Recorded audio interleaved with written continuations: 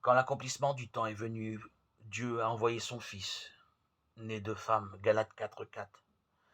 Dans le récit de la Nativité écrit par Matthieu, on est frappé par 5 mentions d'une même expression. Quand ils virent l'étoile, ils se réjouirent d'une très grande joie.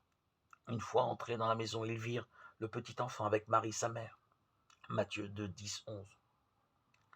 Lève-toi, prends le petit enfant et sa mère, fuis en Égypte et demeure là jusqu'à ce que je te le dise, car Hérode va chercher le petit enfant pour le faire périr.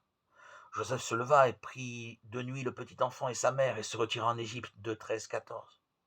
Après la mort d'Hérode, voici un ange du Seigneur apparut en songe à Joseph en Égypte et lui dit, lève-toi, prends le petit enfant et sa mère et va dans la terre d'Israël, car ils sont morts ceux qui en voulaient à la vie du petit enfant.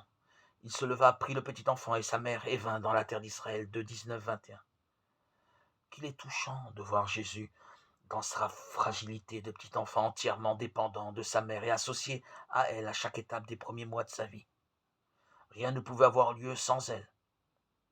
Et même si toute l'attente du récit se porte sur le Saint Fils de Dieu, sa mère est présente à chaque instant et s'occupe de lui. Le Seigneur Jésus-Christ est né d'une femme et sa dépendance de nouveau-né souligne son abaissement. Il s'est anéanti lui-même, étant devenu à la ressemblance des hommes. Philippiens 2, 7.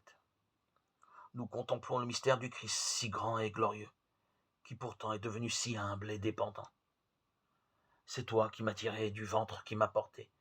Tu m'as donné confiance sur le sein de ma mère. Psaume 22, 9.